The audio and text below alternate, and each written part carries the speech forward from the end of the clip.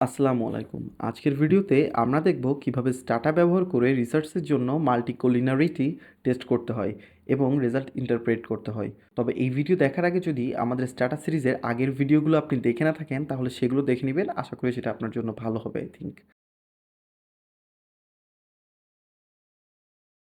যাই হোক, আমাদের শুরুতে আগে বুঝতে হবে যে মাল্টিকলিনারিটি টেস্ট বলতে কী বোঝায় এবং এটা মূলত কী কাজে লাগে। মূলত প্রেডিক্টর ভেরিয়েবলগুলোর মধ্যে যে হাই কোরিলেশন আছে বা আছে কি না সেটা দেখার জন্যই এই টেস্টটি করা হয়। এখন প্রশ্ন হলো হাই কোরিলেশন আছে কি না সেটা কেন টেস্ট করা হয়?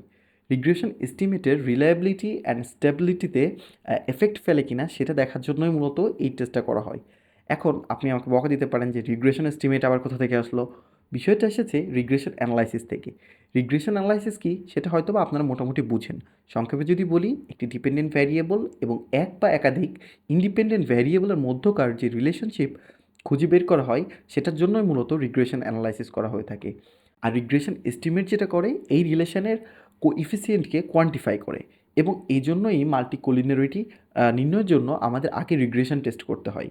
যাই হোক, থিওরিটিক্যাল কথাবার্তা বাদ দিয়ে আপনাদের বোঝার সুবিধার্থে আমরা সরাসরি স্টাটাতে চলে যাই। রিগ্রেশনের স্টাটা কমান্ডটি হলো রিগ্রেস।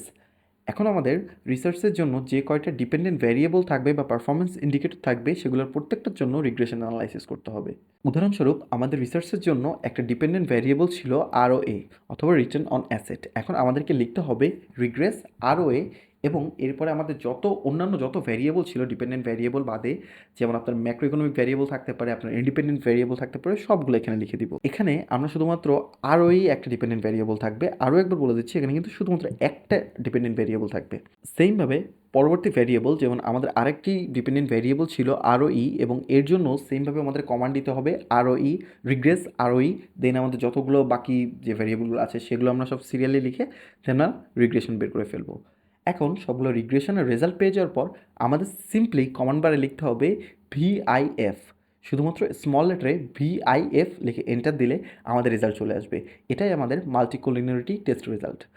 তো এখানে আরেকটি বিষয় বলে রাখি, আপনাকে এখানে যেটা করতে হবে, আপনি যখন রিগ্রেশনটা বের করছেন তখন প্রত্যেকটা রিগ্রেশন আপনি বের করার পরে এটা আপনাকে কিন্তু সিরিয়ালি করতে হবে। আপনি যদি মাঝখানে ব্রেক দিয়ে অন্য কোনো কমান্ড দেন বা অন্য কোনো টেস্ট করেন, তারপরে যদি আপনি সে ভিআইএফ লেখেন তাহলে হয়তো সম্ভবত আপনি এই রেজাল্টটা পাবেন না।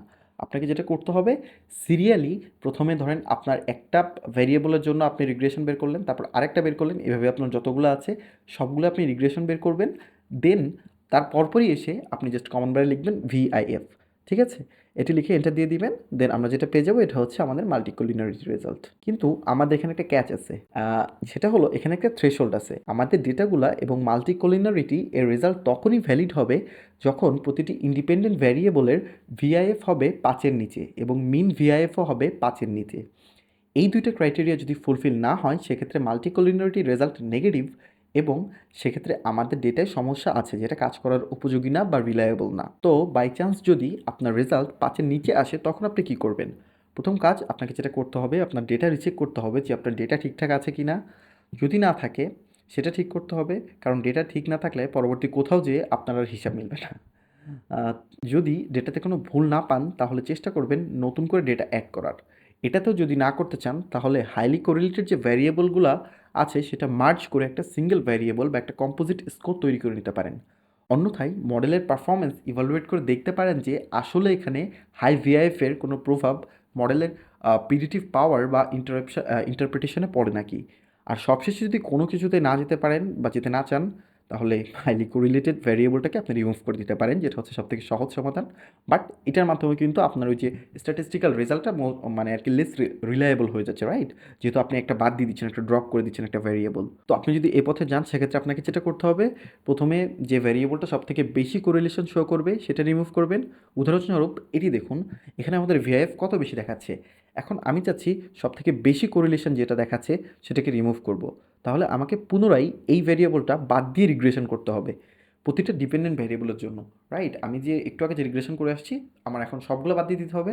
বাদ দিয়ে আমাকে এই ভ্যারিয়েবলটা বাদ দিয়ে আবার প্রথম থেকে আমার যদি আমাদের যেহেতু তিনটে ছিল, সাপোজ আরও আরওই অ্যান্ড টিকিউ, আমার এখন এগুলোর জন্য আপাতত প্রত্যেকটার জন্য আমার রিগ্রেশন আবার করতে হবে। এখন দেখুন, এই একটা আমি তাহলে বাদ দিয়ে দিই। তো এই একটা বাদ দেওয়ার পরে দেখেন আমার রেজাল্টে কতটা চেঞ্জ আসছে এবং বাকি সব ভ্যারিয়েবলগুলো আমাদের টেস্টের ক্রাইটেরিয়া মেনটেন করছে। এরপর যদি আপনার একটা ভেরিয়েবল বাদ দেওয়ার পরে যদি আপনার কাজ না হয় এবং আপনি দেখেন স্টিল এটা 5 এর বেশি থাকছে, তখন আপনি কী করবেন? তখন হয়তো আপনি ভাবতে পারেন যে আপনি আরেকটি ভেরিয়েবল ড্রপ করবেন।